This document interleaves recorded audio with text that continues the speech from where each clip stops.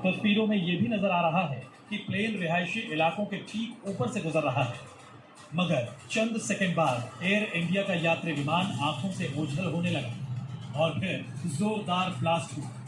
आसमान में आग और धुएं का गुबार उठता दिखाई दिया। दावा किया जा रहा है कि अहमदाबाद एयरपोर्ट से टेक ऑफ के महज 5 मिनट बाद ही एयर इंडिया की फ्लाइट AI 171 भीषण हादसे का शिकार हो गई।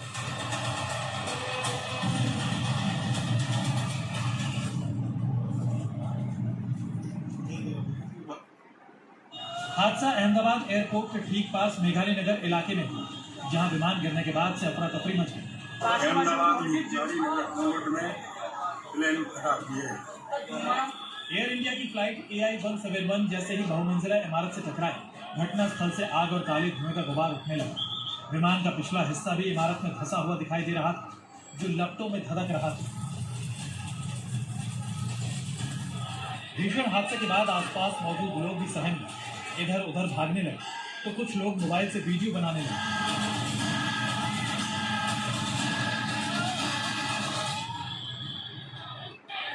आपको बता दें कि एयर इंडिया के इस विमान में करीब 232 यात्री और 10 क्रू मेंबर सवार थे। घटनास्थल से उठता धुएं का गुबार और जलते विमान की तस्वीरें दुर्घटना की भयावहता साफ बयां कर रही है।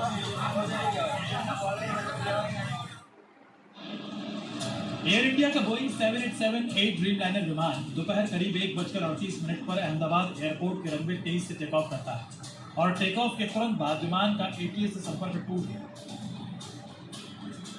हवाई अड्डे की वो पट्टी है, सरदार वल्लभ भाई इंटरनेशनल एयरपोर्ट की ये पट्टी है, जहां देखा जा सकता है ये 3.5 किलोमीटर का रनवे बताया जाता है और विमान ने यहां से उड़ान भरनी शुरू की थी। यहां से विमान चलना शुरू हुआ था, यहां से टेक ऑफ किया था और ये जो हॉस्पिटल है, BJ हॉस्पिटल जो बताया जा रहा है, ये उस जगह है जहां पर क्रैश हुआ है। चश्मदीदों की माने तो पहले विमान हवा में असंतुलित हुआ और कुछ ही सेकंड में एयरपोर्ट की सीमा से बाहर एक घनी आबादी वाले इलाके में आ गया।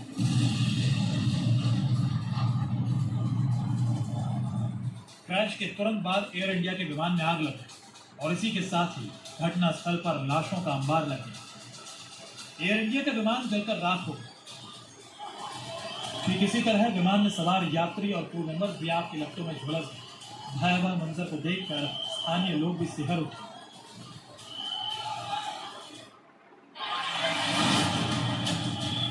आग और धुएं के गुबार से लपटी ये वही इमारतें हैं जिससे एयर इंडिया का विमान टकराया था। तस्वीरों में आप देख सकते हैं कि कैसे प्लेन क्रैश के बाद चारों तरफ हड़कंप मचा हुआ है। जैसे ही ये ब्लास्ट हुआ, पूरा इलाका काले धुएं के आगोश में समा गया। पुलिस जांच में